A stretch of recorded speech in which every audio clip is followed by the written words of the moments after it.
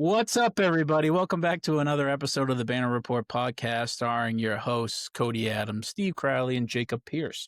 We are coming to you guys live on September 9th, 2025. Gentlemen, I know the news has been tough today. How are we feeling? Feeling great about The the news Sox. has been, go Sox. I mean, that's a Sox, problem. yeah, I mean, I was just getting a general feeling on how you guys have. I don't know what I'm doing. This is getting cut. Anyways, moving on to the news. The news has been tough. The news has been more tough for conservatives than us. There's another shooting in Colorado, which is really bad. Way tougher to deal with than. Yeah. So thoughts and prayers to all the victims and the families. That's brutal. But I guess we're gonna just try and jump in here. It feels really weird to kind of talk about this stuff after, a heavy topic like that, but we're doing it anyways. Josh Giddy has re-signed with the Chicago Bulls. 4 years, $100 million. Steve, you don't like him. Jacob and I think he's a good player. Personal stuff, has been fraught for him in the past, and I don't know what the hell's up with that stuff. I'm only going to speak to him as the player. What do we think? I mean, that's a sign that just fucking sign somebody. I mean, the Bulls aren't spending money on anybody else, so I don't think Josh Giddy really helps you win. I mean, I don't think he's going to elevate that team to be like a playoff contender or something like that because you got him back on your team. But the team's bad. That's not his fault. Yeah, but I mean, if I'm signing a guy for $25 million, that's almost a max deal. I want to be at least a game changer. I don't think he's a game changing player. I don't know, Steve. He's fucking walking triple double. Yeah, if you could develop more, it's just tough. We just have never seen the shooting come in. But it was better last year though, so it's trending the right direction. But I mean, he's doing it against the best odds of his career. Yeah, so it's like he's doing it against the odds, developing there. That's for sure. Because Chicago seems where you go to die right now. But I don't know. The Giddy stuff. All I can think of is that I don't even want to. I'm not even giving thought to Kuminga anymore. I'm like, I'm so done. We talked about these three for so long, probably so many hours on this pod, and then for them to end up just signing with the original team, I feel like it's gonna end up happening with Kuminga too, and we're gonna be like, dang, why did we have all the conversations about them going places? Shams is gonna continue to get roasted for this offseason. Not a lot happens. Yeah, but I mean, it's not that crazy that a restricted free agent re-ups. I don't think it's that crazy of news. It's not been a good crop for free agency. I do think that Giddy, who's like 23 years old, who's a triple-double and shot his career-high 105 threes at 38%, for $25 million, that's a fucking solid deal, especially with the guy whose projection is upwards. So, I mean, if he's shooting 105 threes, he played 60 games last year. That's 1.5 threes a game. That's not really like a shooter. Well, he's only scoring 15 points a game. I mean, that's not nothing, but he's not, your number one option on a team, but you're not paying your number one option $25 million. No, they're not paying any number one option because they don't have one. Yeah. Like I said, for the Bulls, I mean, if another team could have got Giddy for 20, I'd be like, yeah, that's great. Like a contender. I mean, shit, even if Milwaukee signed him for $20 million to have somebody else to play with Giannis, then I'd be like, that's great. But the Bulls giving him $25 million just to, I don't know. It doesn't help. I don't think he helps you win that much. I think he's a negative defensively. I think that he's not an efficient scorer. He can't break down anybody on his own. He needs somebody else to set him up. That's why he's only getting 14 points a game. No, he sets up the off. He's getting 7 assists a game. He's set up other guys. I think offense. He's not breaking down anybody to set anybody up to. I think a lot of that. I think he's getting a lot of bolster from just feeding Vucevic down in the post. Set the screen, get the switch, feed Vucevic, get the assist. I mean, imagine, and he's doing that with Nikola Vucevic. Imagine if he's doing it with somebody who's relevant in the NBA. Imagine if he had a good team around him. Yeah, I mean, numbers would be. That's what I'm saying. If another team got him for $20 million that was a contender, then yeah, that'd be great. But the Bulls signing him for $25 million doesn't mean anything. It just means that he's going to be stuck there. Nobody's going to want to trade for $25 million Josh Giddy because they're going to want too much, and the number's going to be too high. I don't think nobody will trade for that. I think there's a few teams out there that will definitely go in on that. I think the Kuminga thing is fucking hilarious to me because he's said he's thinking about signing the qualifying offer, which is just really him just dragging his feet to fuck over the Warriors because there's so many players that are waiting to sign there, but have to wait for him to sign first. Like Horford's waiting to sign there, and it's not. Well, now there's like heavy traction with him coming back. That's what I'm saying. They said that he's thinking about signing the qualifying offer with the Warriors, but he's dragging his feet to fuck the Warriors because the Warriors have fucked him his whole career and not played him and not developed him. So basically, this whole offseason they've spent waiting for him, a player that they have no plans for the future, and they have no plans of developing. So like, I don't think Kuminga's the bad guy in this. No, that's what I'm saying. I'm agreeing with you. I think Kuminga's fucking just dragging his feet because the Warriors have fucked him for so long. And now the Warriors just look stupid because your whole fucking offseason has been spent waiting for a guy who you're not developing and you're not envisioning a future with. Why wouldn't they just pay? But like, I just don't get why they wouldn't. I wouldn't cut ties. Like either fucking pay him or cut ties. Like I don't know. But why wouldn't you pay him? You're gonna have a guy in his mid 20s now who's gonna on a trajectory upwards on a team that's gonna have Steph Curry for like 2 more years, maybe. Like, you know, that you just ride it out until the end of the Curry years. Give him a team, an actual asset, because you know, for what he is, he's not maybe, you know, who we thought he would be or who they thought he would be, but he's not nothing in this league. Give him another asset. I think he's a pretty good player, but like I don't, they just have not done anything to develop him, and I don't know. I think that there's something with the ownership where the ownership like dislikes him and the GM likes him, or vice versa. I can't remember what it is. Yeah, there's no way this is. There's no way this is about basketball anymore. Yeah, and like it's the way that he's like his tenure there is gone as like a player. Like I know there's been a lot of shit behind the scenes with him where like he's not, they don't think that he's putting in the effort, and you know he's not, but they're not developing him and they're not playing him, and he's like they're trading for guys to play in his position and he's not getting any minutes, and like guys are going down and he's still not getting minutes. So I think the Warriors have just fucking fell on their face with this because all you had to do was pay him last year, and you probably could have traded him this year and somebody would have taken him. Yeah, they look really bad in this. I don't know what they're.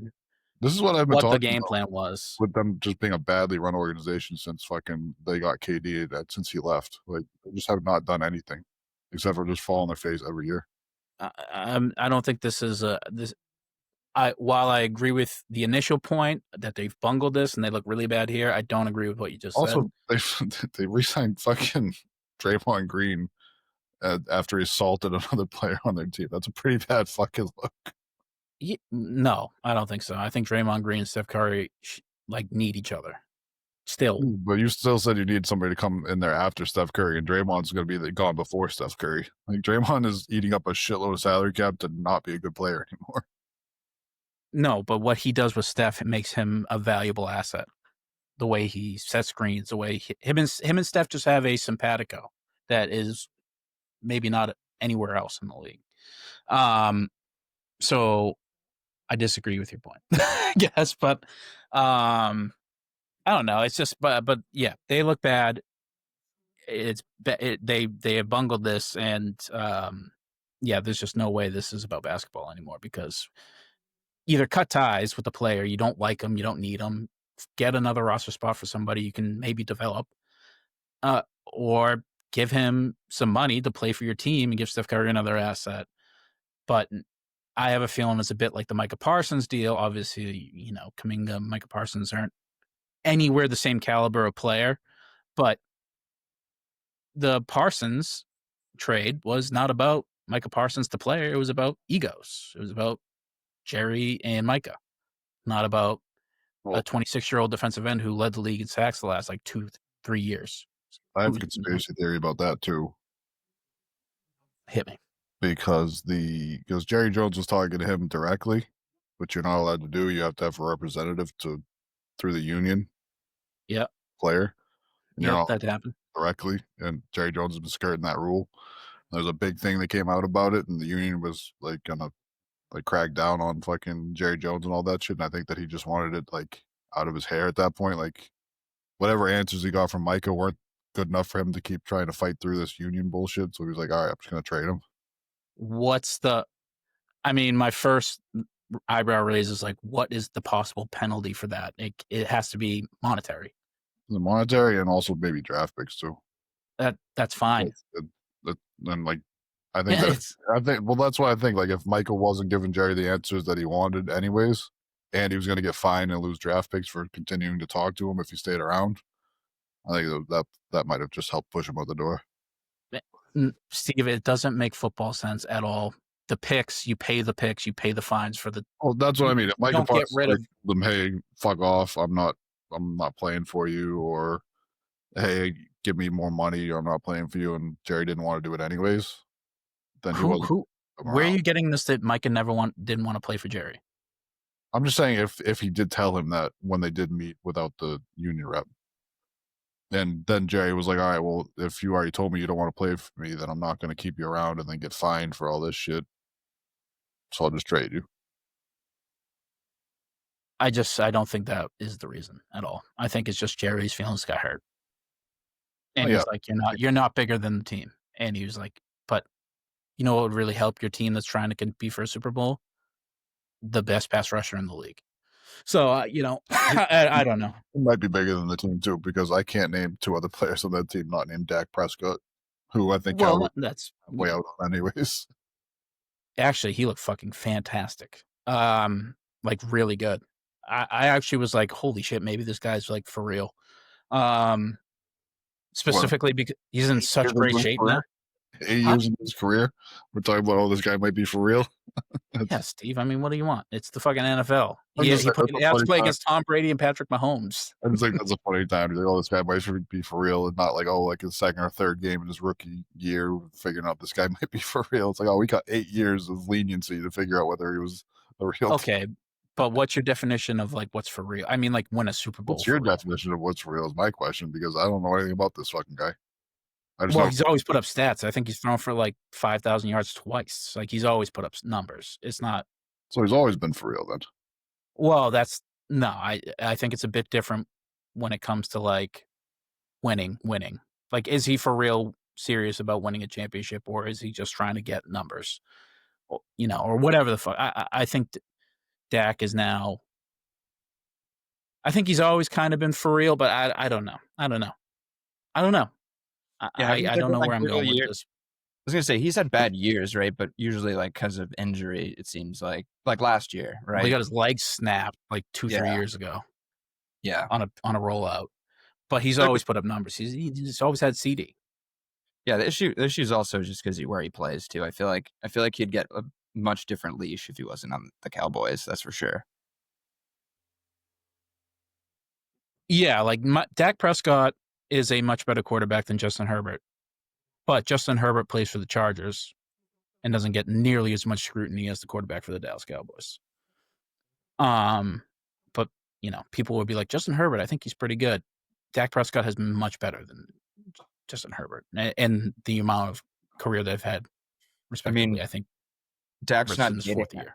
Is he dating Madison Beer, though? Because Justin's got that.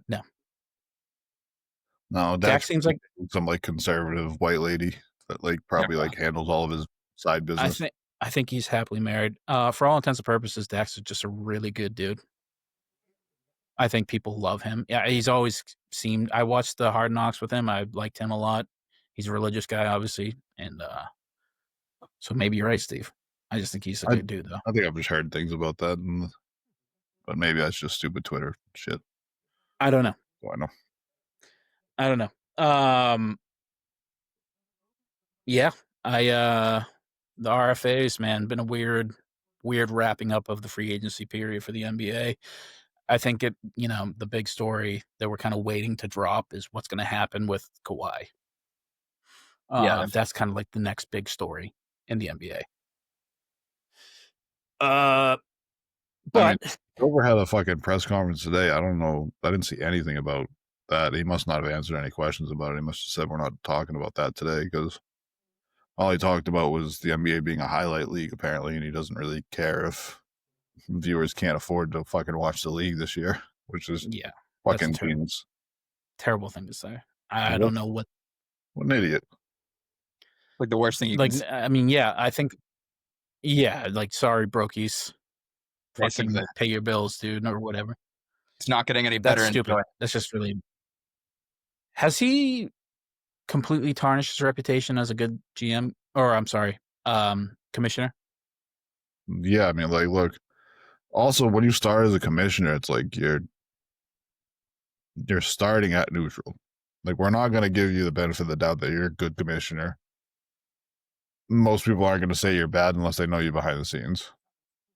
So, like, he started off at neutral, and I haven't seen him do anything that was, like, revolutionary for the league, which I'm not even asking for revolutionary for the league. I Because, mean, like, he's trying shit out, though. have done that, but nothing that's really, like, bolstered the league. The only thing he's done is bolstered the league's pockets and the owners' pockets, which is what the owners want him there for, I'm sure. They love that, but like this whole thing about, hey, now we have to fucking have like 18 different streaming services to watch your fucking favorite team for 82 games. It's like most people can't afford that shit. Like a lot of people are cutting the cords and like, hey, I have fucking basic cable to watch fucking the Pats on Sunday and fucking the Sox on the summertime and the fucking Celtics and Bruins.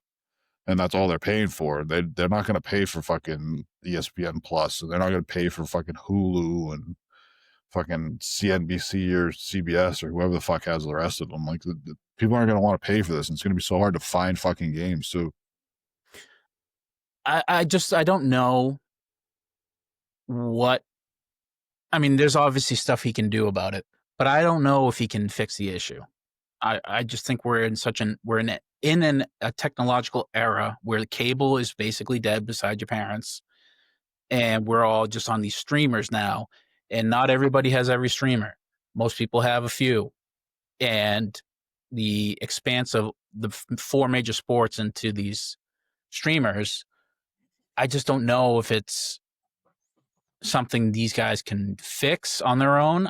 Or if we're gonna have to have a bigger talk about like consolidating certain packages where like you get all the streamers, or you get if all the sports are on these streamers and this is the package, or but that's, then we're talking like 6 major content companies that are, have to be in lockstep with each other. Yes. We'll have Yes. to fucking work with each other when they're also trying to compete with each other. So they're going to say, no, I don't want to be in a bundle. Hulu and Netflix don't want to be in a bundle together because they're competing with each other. Exactly. I don't know if this is something he could fix. I don't know. I don't know what the answer is on that. There is always crack streams and Stream East. Well, not Stream East. Like, we're not going to move. Didn't Stream East get killed? No, I'm sorry. What did you guys say? Yeah, it's no RIP Stream East. I don't know what the new one is. I pay for all the a decent portion of my fucking paycheck gets taken out with these streamers, and I pay for Fubo TV, which is, the traditional cable channels. Yeah, I know. I'm fucking gonna struggle to figure out where the hell to fucking catch games this year. Like, and I'm like, we're all like 30 here. Like, we're all like in the generation that's like good with fucking technology. I mean, I'm the outlier. I'm a fucking idiot when it comes to technology. I have no fucking idea. I'd have somebody help me set up this fucking stupid Riverside thing that we fucking use.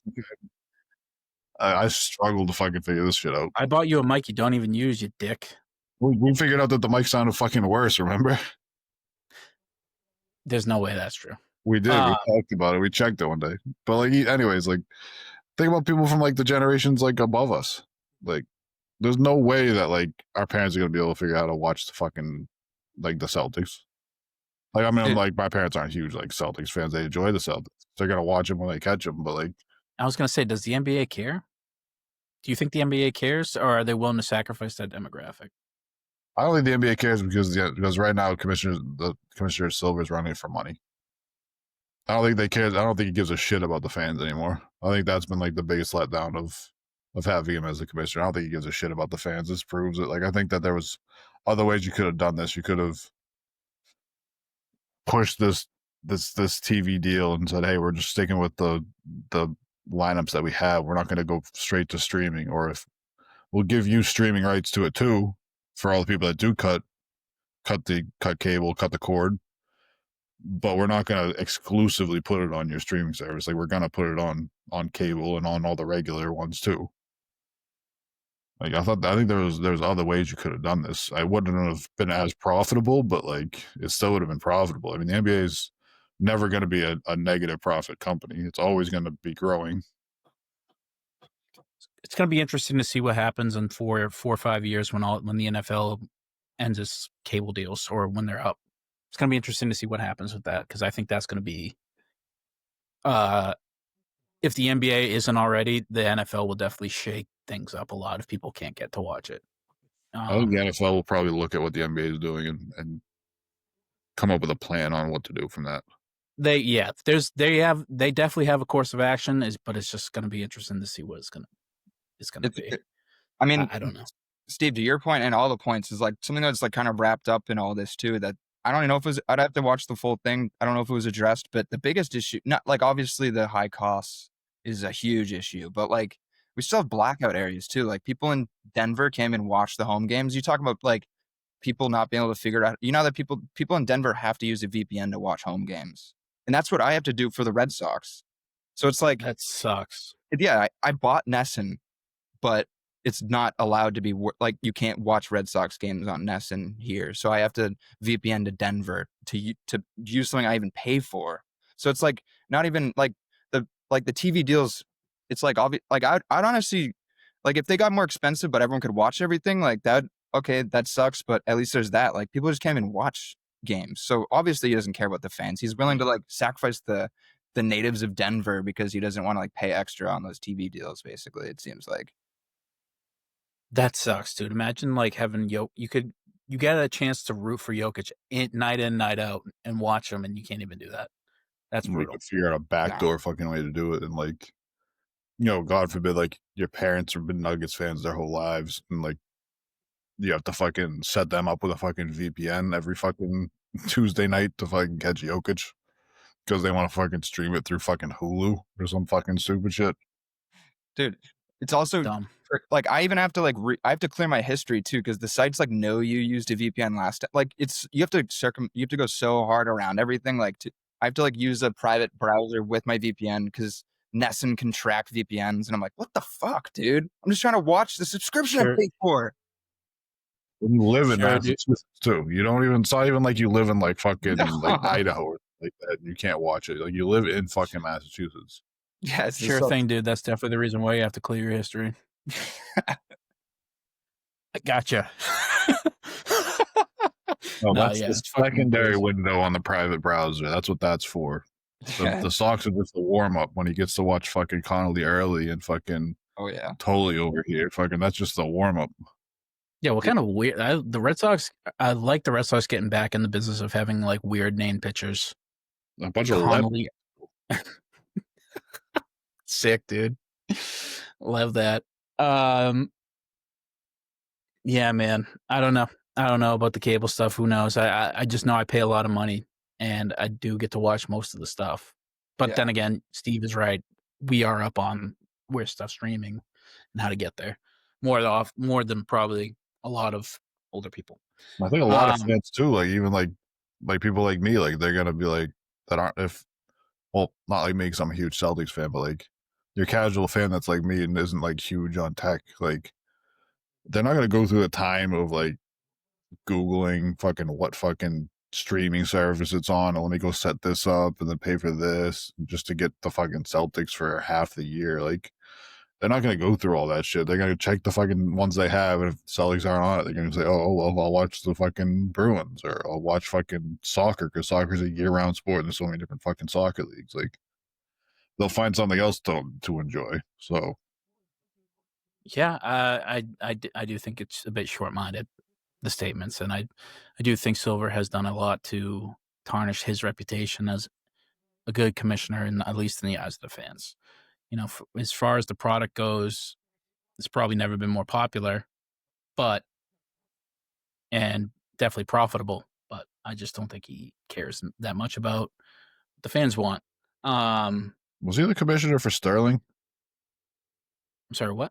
Was he the commissioner? No, that was Stern. That was Stern still? That had to be close to the handoff, though. Yeah, I don't I said that was, and now I have zero Oh. confidence in it being I was gonna accurate. say it's around then for sure. I was gonna say, what is Silver's best move he's made? I mean, for I guess the product and the fans, not for the owners, because you could argue a lot for the owners. I mean, I 2014. can think of a lot of things he's tried, and I know it's a hard mission to like save like viewer like solve for the issues we have, but and I like you're saying I credit him trying, but yeah, nothing's been truly successful yet. I feel it's just been like the superstars drive the league. I mean, is it like for real the in-season tournament? Sorry to cut you off. The in-season tournament's like the best thing he's tried. That's stuck. That's funny. Look at Yeah, hell yeah, dude. perfect timing. But I guess that's my answer. I mean, that was fun, but like, and I do agree, like exhibition type stuff is fun, like and making some like tournament in the middle of the season because soccer does that well. But I don't know. I mean, like the way it was framed, it's just the thing with him is like the superstars drive the revenue, so it's like there's only so much he could fuck up anyway. So it's like I don't really know. Yeah. It's hard to give him credit for the boat staying afloat. And when all of his like big decisions have kind of flopped, but it's like, would it have ever really gone downhill with the stars we have anyway? It's like, but like, could it have gone way higher with someone else? Is kind of the question. It's a good point. It's a really good point. Yeah, I think that's. But then again, you could argue he hasn't done a really great job with the American superstars or like establishing the post LeBron superstar. No, like it would be Jason Tatum, but for whatever reason, it's not. And like the best player in the league is a Serbian dude who's 32 years old and doesn't care about anything outside of his horses and family. So, and the incoming kid is a French monk. Yeah, exactly. Speaking of which, Wemby, his offseason of learning spirituality, mental toughness, mindfulness. Well, he's doing that stuff, which is great, but he's also acquiring legend skill sets like fucking Infinity Stones with the Thanos that he's going to become in the NBA. Most recently seen working out with the Dream, Hakeem Olajuwon. He's worked out with Jamal Crawford this offseason and Kevin Garnett. That hits a little bit close to home with us as Celtics fans. Honestly, great. Probably a great mentor to have, specifically for defense. From all ends, you kind of like a Zen guy in Hakeem and then an absolute crazy man in KG. It's like kind of perfect. The intensity, like if he can harness like just the intensity that Garnett played with, isn't that so funny? A small degree of just Kevin Garnett's intensity inside of Victor Wembanyama at 7'4" with the skill set he has. That's funny that you're talking about the number one thing he can walk away with a training session with Kevin Garnett is that mindset, like the fuck you mindset. That's funny. That's the number one thing Kevin Garnett will always be known for is that it's just, like fuck you bitch ass. The Kevin Garnett first ballot Hall of Famer, fucking all time great MVP winner, champion, defensive player of the year, like all that. But like Vic's gonna retire with like 8 fucking depoys if he stays healthy. Like he doesn't Garnett's help on defense. Like his skill I'm sure it does help to get tips and tricks from a guy who's done it for 20 seasons, at a very high level. Garnett was an undersized center and fucking Vic's 7'4". I don't think that he Well, he's also got Hakeem training him too. But one that I find interesting is Jamal Crawford. Imagine having Jamal's bag. He's already bought fucking half his bag, dude. He's hitting fucking sham guards out of the fucking post. Like that's fucked up. Now he's what would you like to shake and bake now? God damn it! Yeah, hell yeah. Dude, what would you like him to see? With him just showing the ball like that, he's like already halfway at the rim. You're gonna jump. Yeah. The new unblockable shot. What skill set would you like him to walk away with the most or improve for this upcoming season? That's projected to be a pretty good one for the Spurs. Now that he's got a little bit more talent around him. I'd like to see him hit the 3 ball a little bit more efficiently. He shot 36% from 3 last season. It probably took about 4 or 5 attempts a game. I didn't look that up, but I'm assuming probably something because his overall field goal percentage is pretty low, 47.6. So I'm assuming he's, especially as a center, he's probably taking a lot of shots. I'm gonna say I wouldn't be surprised if it's like 7. I'd like to see him get a little. Yeah, he took a lot of them off the dribble, which was tough. But I'd like to see him get a little stronger on the base too. He's having the same problem that like Tatum used to have with smaller guards when they put him on him and they would just push into his legs and he couldn't get anywhere. I think if he can strengthen up that fucking base and he can like really like stop from getting pushed off his spot, I think that his efficiency is going to go through the fucking roof. Yeah, but imagine like Drew Holiday or like Marcus Smart just absolutely digging in your kneecaps because that's where they're at in the post. You'd be like, I'm fucked. It's tough. Yeah. I mean, how many Marcus Smarts and Drew Holidays are there left in the league right now? Like you got like two. Yeah, two. And like I'm not worried about Marcus Smart or Drew Holiday at this point in their career. I think the only 2 or 3 guys in the league you got to worry about with that is like Amen Thompson and like Dyson Daniel. But I don't know if Dyson Daniel's that of a player. I think he's just a smart player who steals the ball as soon as it leaves your hand. The Dort man got some of that in him too. Dort, I forgot about Dort. Yeah, you're right. He's a dog. No, I mean the obvious answer is his health, right? Like whatever, but I feel like a lot of his health related stuff has not really been avoidable for him. I feel like KG could help out because like KG was a strong dude, but he was more like lean muscle, but he definitely was a thin kid early in his career. So he could like KG could definitely teach him a bit about that, about being a lean dude against grown ass men. Like obviously I feel like like KG was deceptive though. He always looked a bit thin, but I think it was more like just real long, lean arm muscle. You know what I mean? Like some people don't look like popcorn. He was cut out of steel, but he was skinny. Yeah, because his arms are like fucking 8 feet long. So his bicep is like freaking like 2 times as long as mine. The muscle doesn't show the same, but it's there. Yeah, he's not built like Karl Malone, where he looks like he'd be a bodybuilder. You know. Yeah, exactly. But yeah, so it's going to be interesting if he does take anything away from all 3 of these guys. I imagine he's going to come back, which is scary, a much better player. But yeah, good for him. If I'm a Spurs fan, I'm very excited about this season, no matter what happens. Like I don't think they're gonna maybe win a championship. I mean, barring something crazy happening, but you know, I expect to see improvement. I think they're gonna see that if Wemby can stay. This is like their last gap year, I think, before the pressure's really going to be on them. Yeah, agree.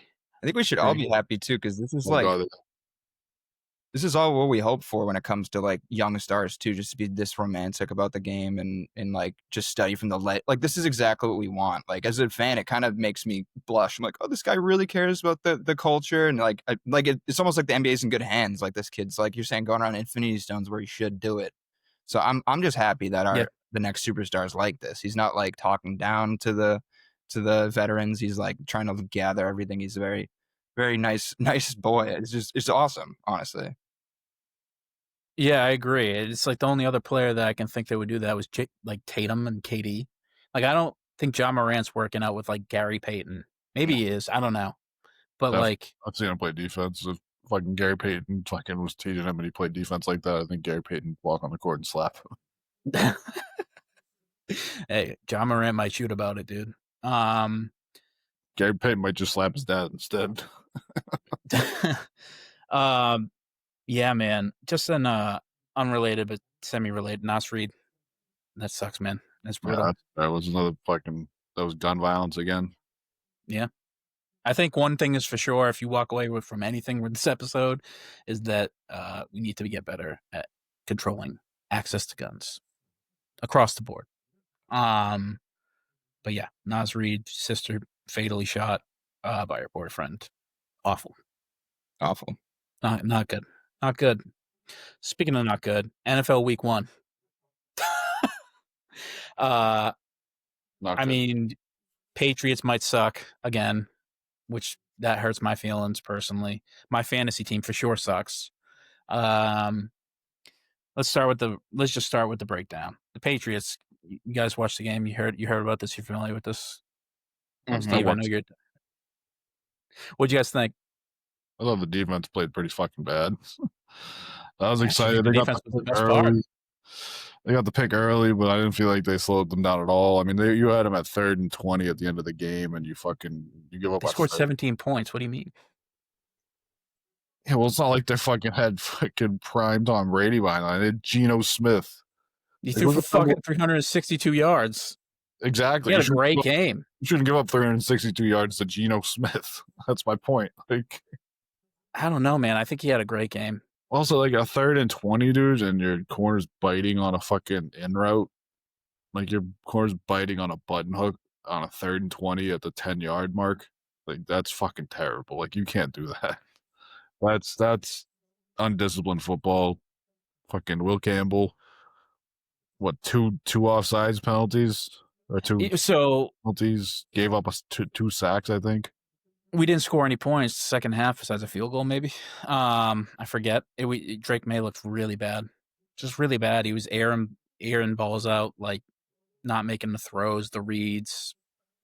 Did he throw a pick six? No, I didn't see.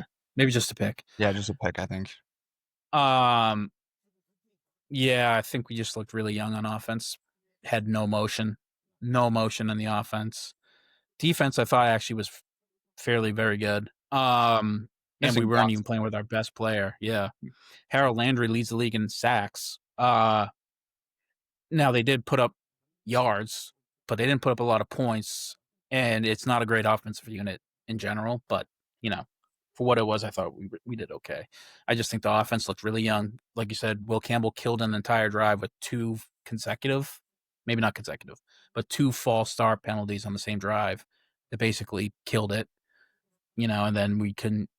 The only bright spot is like Keyshawn Boutte and I think the defense / Harold Landry. That was really or whatever his name is, Landry. But yeah. Didn't look great. We got Miami this week. What do you think? I mean, they suck. A team that's going to be, real bad shape if they lose this one. Yeah, I know. I was gonna say, like, is this like give up on the season game basically if we lose? No, well, if the Patriots lose, I don't think you give up. I think you're playing under a new coach. You got a young quarterback and young talent. I don't think we give up on the season at all. I think if the Dolphins lose, it is give up on the season. I think it depends on how bad Tua plays on give up on the season. If Tua has another shitter like he had in week 1, then I think it might be give up on the season. I think if Tua lights it up and their defense is just dog shit and somehow gives up even more points to us, then I think that maybe that's less of a give up on the season. It's not Tua's fault that he doesn't have an offensive line in front of him. It's not Tua's fault that they have legitimately 0 people on the secondary. I think if the Patriots win this game running away, like blow them out, maybe even at all, I think Mike McDaniel will be fired. If not right after the game, after the 3rd week. Like he's already on the hot seat. I'm not saying anything crazy. But I do think that he's, things could go from bad to worse for them. And then you fire the coach, you're already, your year's over basically. And you got to go back to the table like, all right, let's get rid of Tua, Tyreek. Let's rebuild this thing. Either way, if the Patriots lose, then yes, we're on to fucking Pittsburgh next week. Maybe which will probably be another loss. Scared of Tyreek because he's a bad apple in the locker room. I don't know. This fucking ex-girlfriend. He's not as good anymore. This ex-girlfriend has another 8 more domestic fucking violence fucking charges against him. How old is he too? Does it just make sense? I think he's like 32. Yeah, I was gonna say like 32 speed. He's just not that good anymore. You slow down, that's for sure.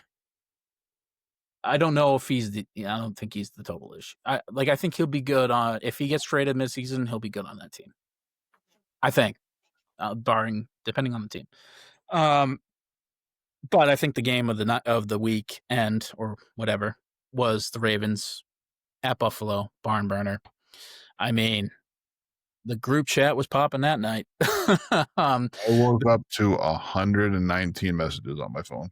Yeah, it was popping. Record muted so hard, you have no fucking idea.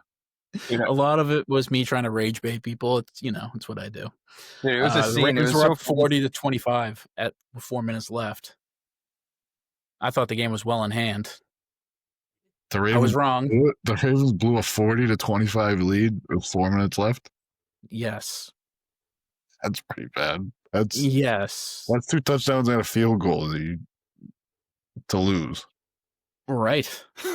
In 4 minutes. You couldn't hold on to the ball for fucking 2.5 minutes of that? Like that's all the best running back in the NFL, not named Saquon. Oh, that's brutal. And you have Lamar Jackson too. You can have a fucking design run for Lamar Jackson and eat some clock and probably get a fat fucking gain of yards too. Oh my god.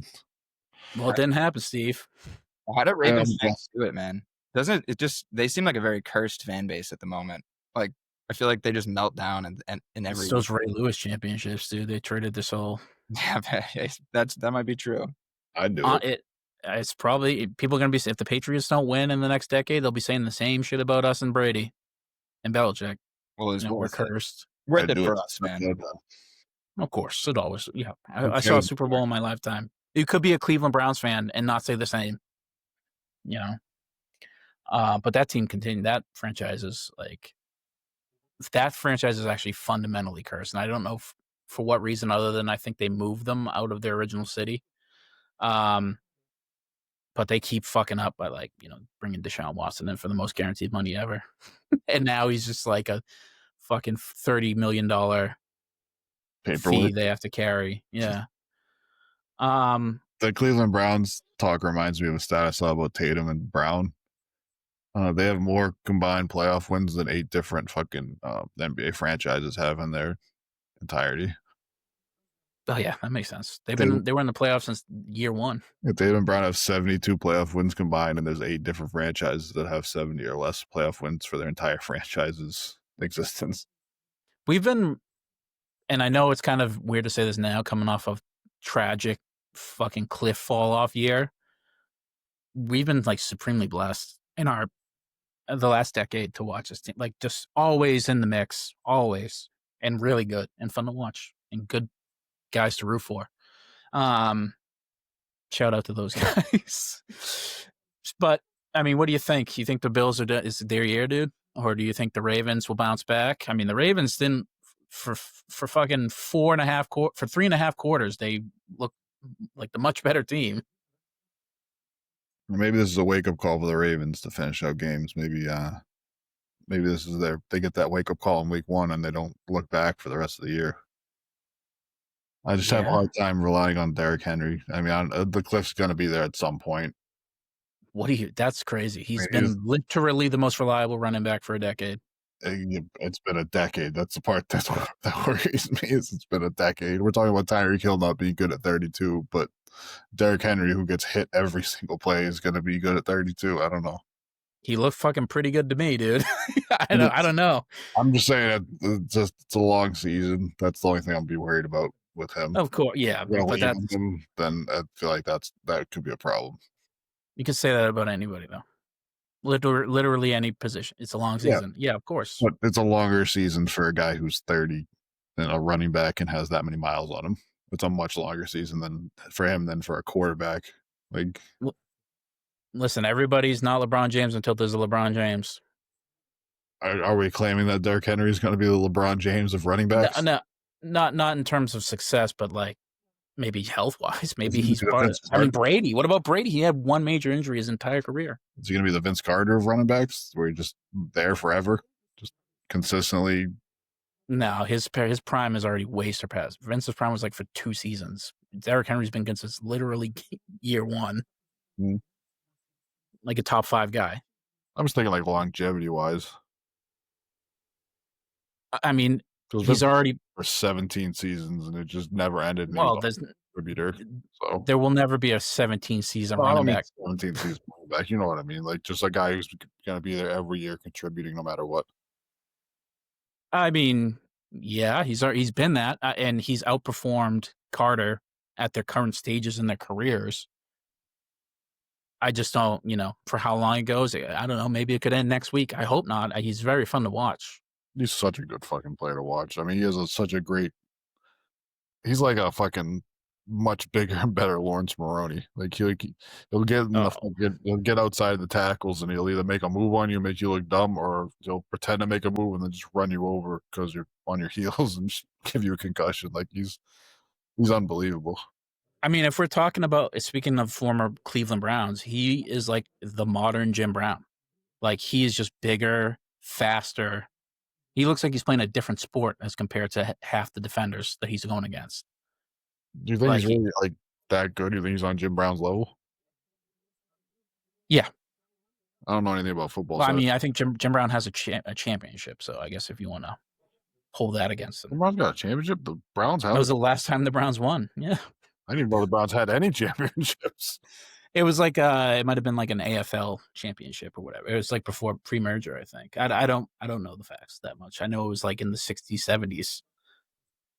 But I'm just talking about watching them from the little I watched of Jim Brown. They look a lot like just in terms of size and speed. I wish we physicality. could have gotten Bo Jackson for longer. Oh, well, yeah, his came on a football play.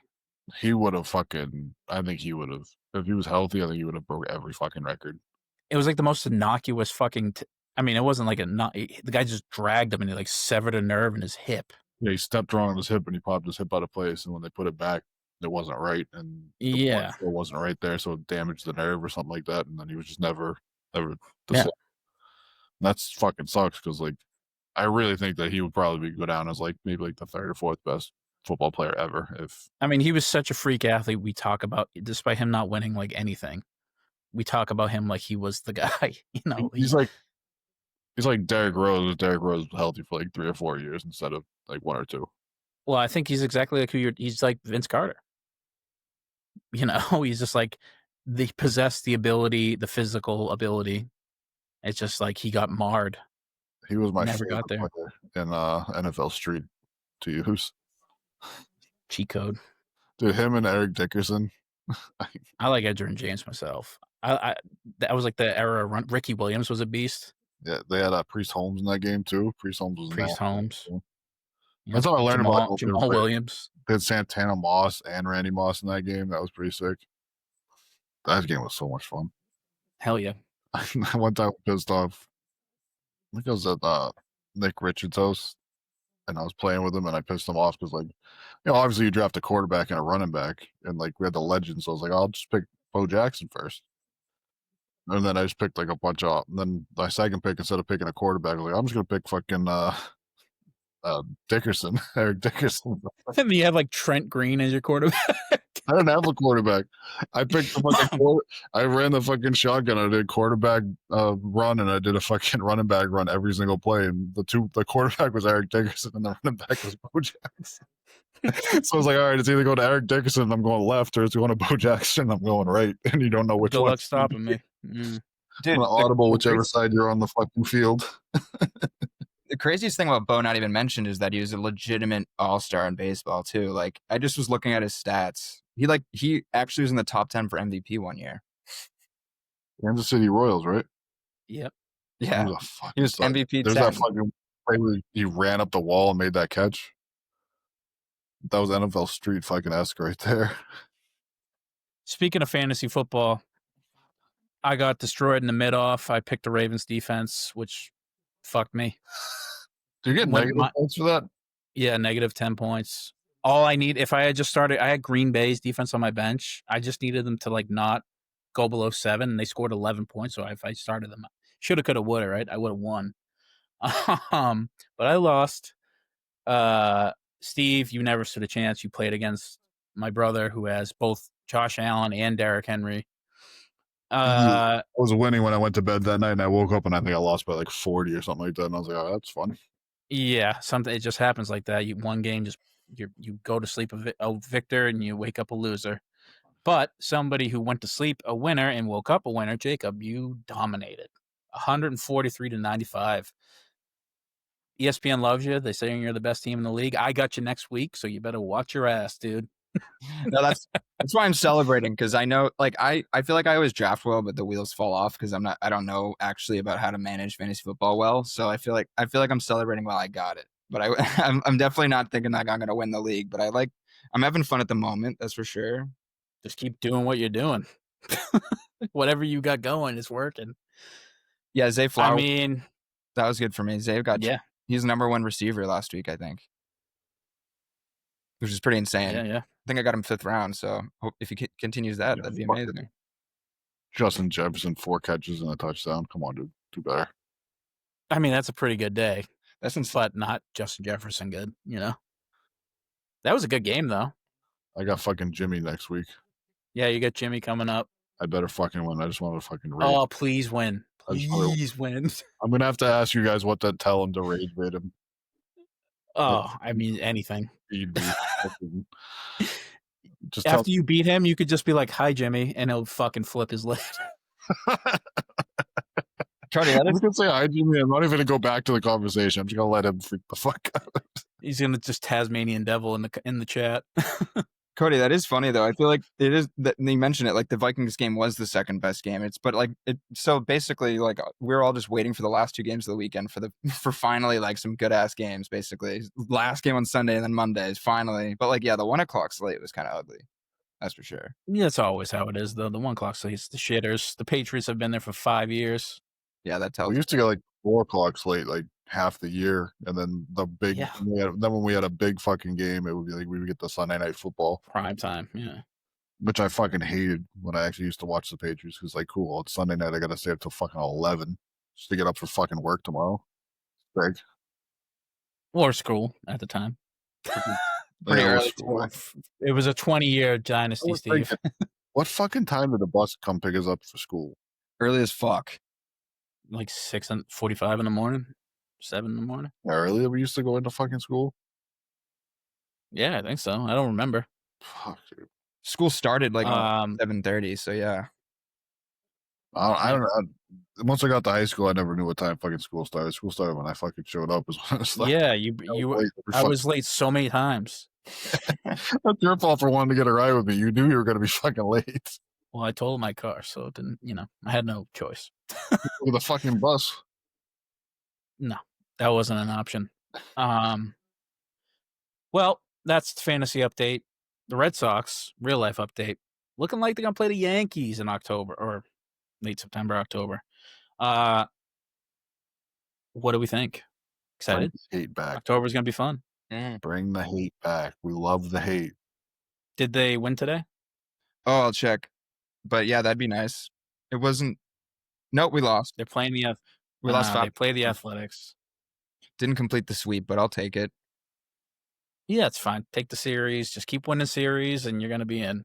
And then we get the Blue Jays after. I mean, it's gonna be a fun October, I think. Yeah, we testing the. We'll see. Out. Yeah, no, I know, and it's pretty nuts. The playoffs right now, in general, are like. I mean, we think we're good, but like, the wild card in general could switch up so much by the end of the year. There's 19 games left, especially in the NL. It's pretty nuts. I feel like this time of year doesn't get enough credit. Baseball kind of rocks when there's like 20 games left and there's like 5 teams within 2 games of each other. It's pretty nuts, especially when it's such a long season, and like you can have such a good season and then just fall apart at the very end and just don't make the playoffs. It's kind of nuts. I feel like it's not the same in basketball. I don't for whatever reason. Like you're kind of locked in Now, early, but baseball really I got a question comes to the wire. about the playoff though. Is there a if let's just say it's how it is, the Red Sox will be playing the Yankees in the wild card round, right? That's a 3-game series, or is that a 1-game series? Yeah, it's 3. Yeah, Okay. they do 3 for that one. Yeah, and then it goes to 5, and then up to 7 for the World Series. Yeah, up to 5, then up to 7, up to 7. Yeah, Interesting. Okay, good. Yeah. Well, go Sox. Let's get Roman Anthony back and let's fucking win this thing. Shove it Yeah, right down and Ralphie's gullet. it makes me a little nervous. We're relying on the young guys so much, but also we were kind of told for like 5 straight years to be the best farm system. So it's like we were kind of waiting for this. So you can't really be mad at it. I do appreciate Breslau's been kind of standing on his nuts, like kicking Walker to the curb. Dude, we're standing like we've been cutting like high paying pitchers and just like not calling up a good rookie. Like that's kind of baller. Like cutting Walker like that. Like obviously he was sucking, but that was needed and pretty baller, honestly. He got picked up by the Phils, right? Like he's not a nobody like at the Phillies, who have definitely deep playoff aspirations, right? Yeah, I think they were hoping, but I saw in the minors in his first pitch he got a fucking blast hit off him on the Phillies No. mind. The first pitch. Oh, that sucks, dude. That's brutal. Yeah. Well, that's enough about baseball. Let's go to In Bruges movie talk, guys. I recommend this one, starring Colin Farrell, Brendan Gleeson, and Ray Fiennes, directed by Martin McDonough. What do we think? Who wants to go first? Don't trip over yourselves. If I had to give it a rating out of 10, Do 5. Do the letterbox 5. How many stars? but I already have 10 in mind. I've been thinking about it all day. Okay. All right, well, then I will cut it in half. Then oh, that sounds so much fun. I'll give it a 3 out of 5 then. What were you gonna give it? I want to hear your honest review. 7.25 out of 10. Okay, Jacob. I was gonna say like 3.5 or 4. 3.5. I gave probably. it 3 out of 5. Yeah. Yeah, it's just a dark black comedy directed by an Irish Brit, starring an Irishman, 2 Irishmen, and Ray Fiennes. I mean, it's set in a location. It's definitely forgot how like dated it seemed with the humor. A lot Came out in 2008. Yeah. Pretty hard R bombs. You know, there's talks of race war, and which is funny. I guess it's like funny that it's a coked up dwarf. You had to make him a bad guy for the ending too. Like you couldn't just have him be like a normal guy and then just get killed at the end. Yeah. It couldn't be like a good guy and then just get randomly killed at the end. You had to make him a bad guy so that you didn't feel so bad about him dying at the end. Yeah. Yeah. What else you thought, Steve? Anything? Any commentary? Would you watch again? Probably not. I probably would watch it again. I don't think I would watch it again. I thought it was a good movie. I didn't think it was a movie that I need to see again. I thought there's 2 things that really fucking irked me, like off the rip. In one of the opening scenes when they're going down the river in the boat, when they're showing like the fucking buildings or whatever, there's a fucking Century 21 fucking ad hanging out the side of one of the fucking buildings. I didn't even see that. Like, what the fuck, dude? Like, you're gonna fucking put this movie out into fucking theaters and you couldn't even find a way to not have that in the shot? Like, it was just so out of place. That irritated me off the rip. And then, like, just the fucking Pizza Hut reference. Like, yeah. Like, this has 0 fucking, like, corporations in the entire fucking movie. Then all of a sudden we're just gonna drop a Pizza Hut reference in the middle of the fucking movie. Like, I get it's for fucking money, but, like, dude, come on. Dude. Like, well, I think it's supposed to be for comedic effect. They're in a city. There's a tourist city. They could eat something like culturally. Yeah, then you went to good. I get the Pizza Hut. But he said we had a good pizza pie from Pizza Hut. Okay. It's a bit dry humor. Bit of a dry humor. It took a long time to get going though, too. It is very slow. Until like he's getting robbed by the fucking boyfriend or whatever. Like it was like, when is this gonna get going? Like I don't like the humor was okay going at like the humor wasn't even I thought the humor was kinda alright for the whole movie. But like if you're gonna be that slow to start, you gotta throw a little bit more humor or something in there. Keep me engaged. I think that's fair. Yeah, it's all right. It's an all right film. Jacob, what did you think? Yeah. Well, okay. I thought, yeah, there was. I agree. I guess that does match what you're saying because the funniest. I thought that one of the funnier parts of the movie that I thought at least was them like really like calmly discussing the shootout terms that they're trying to figure out with like the lady in between them. I thought that was pretty funny. Like when they're like, then I'll jump out the boat, and then this lady's like, "What? Just don't do it." And they're like trying to figure out the logistics of how to have a shootout. I thought that was funny. But yeah, no, I agree. It's kind of funny to like kind of watch it because I feel like we've been talking about. Maybe it's why you chose it, but yeah, just like the comedies the dark comedies, the ones that aren't like just different styles of comedy to have them where they really shouldn't be in a way. But I thought it was good. Yeah, I got another good one after when I'm up again. I gotta write it down. So. But Jacob, you have a recommendation? Yeah, I had to close my Google Docs because my connection sucks so bad. Well, I got more to say about In Bruges when you find that. Okay. I thought. Okay.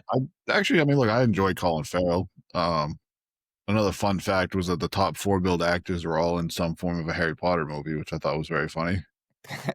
Like Colin Farrell's in the Extraordinary Beasts movies, and then Gleason is Mad Eye Moody. Yep. Ralph Fiennes is Voldemort. Ray Fiennes, sorry. Apologies, Mr. Fiennes. I know you're a big fan. Great actor. I love And, Ray Fiennes.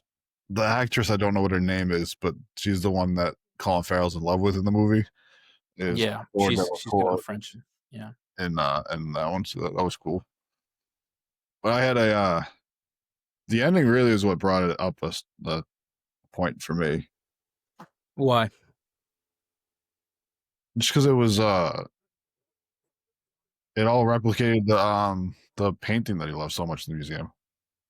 Oh yeah. Like outfits and everything like that. And I thought that was a great touch at the end and everything like that. I thought that really just kind of, I don't know why, but I just really enjoyed that as the ending. Yeah, no, that's good. It's a good directorial direction, I think.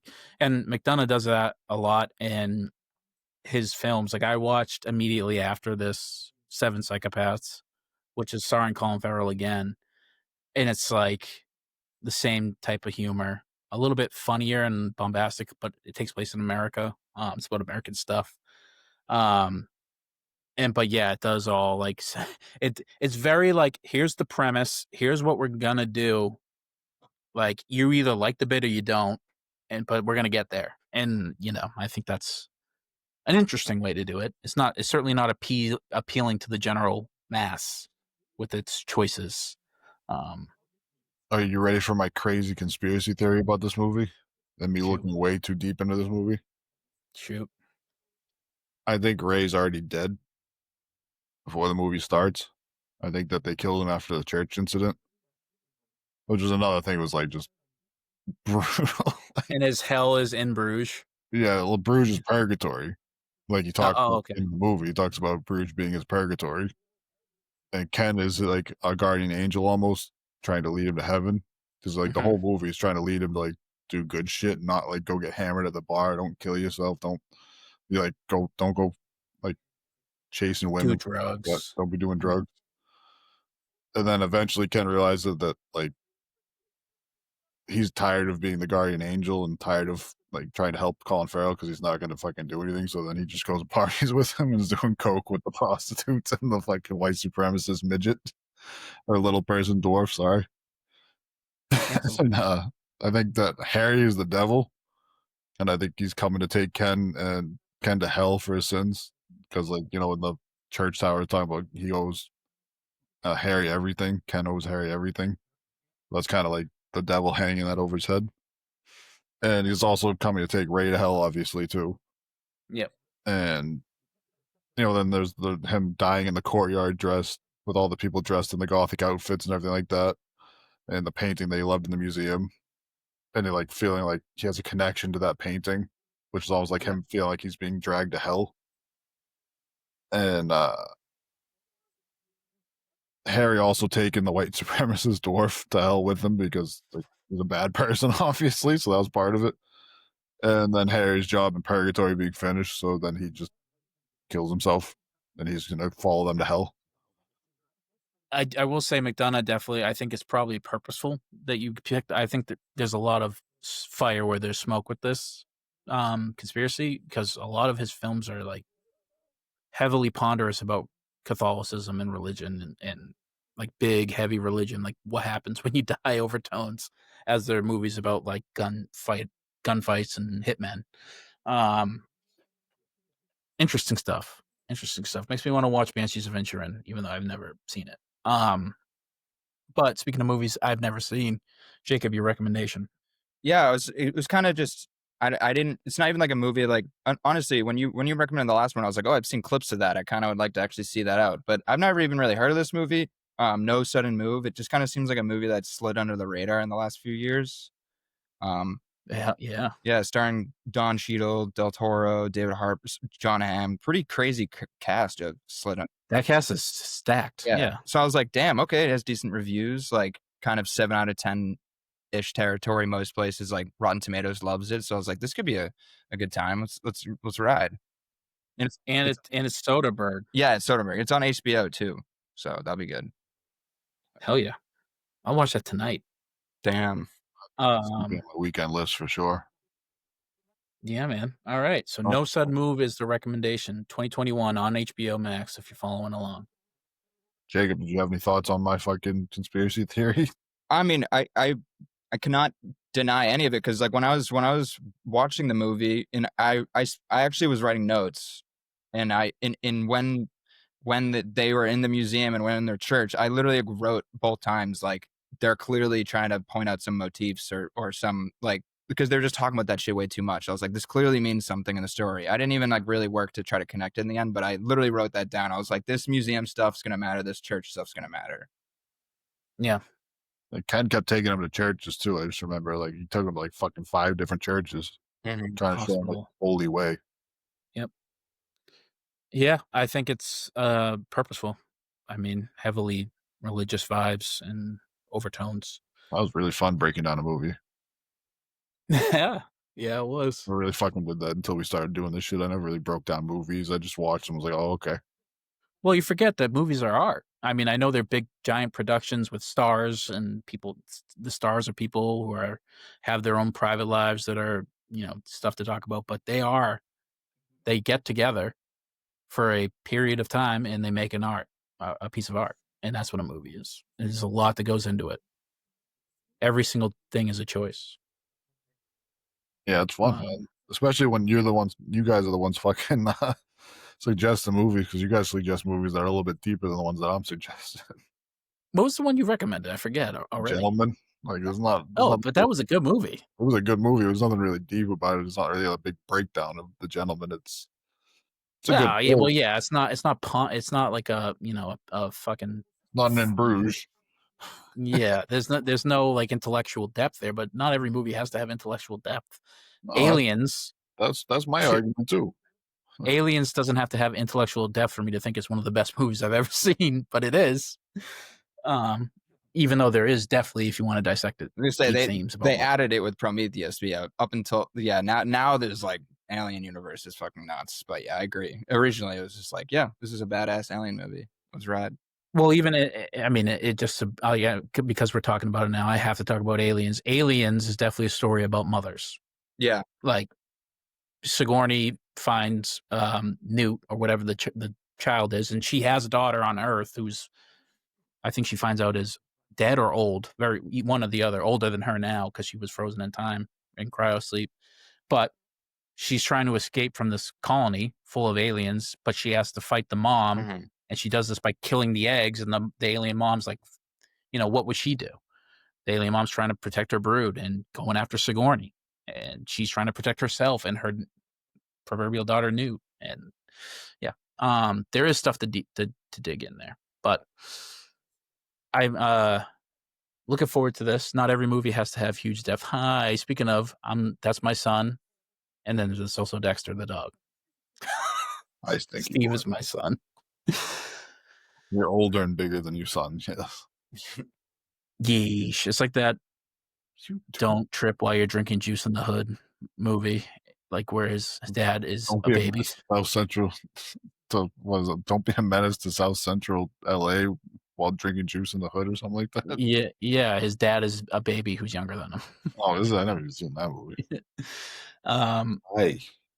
Yes. All right. Well, I think that's all we got. Yeah, that was always fun. That movies. I love breaking down movies. We can do a whole podcast on breaking down movies. Oh, for certain. But this has been the Banner Report. Guys, any parting thoughts, words, prayers?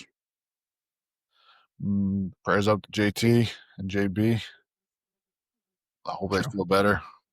Be kind to each other. Yeah, prayers up to our nation at large, basically. Yeah. Everybody going through hard times. Preach peace, love, and prosperity over hate, always. Yeah, and go Celtics. Go see. Bye. Peace. Love you guys.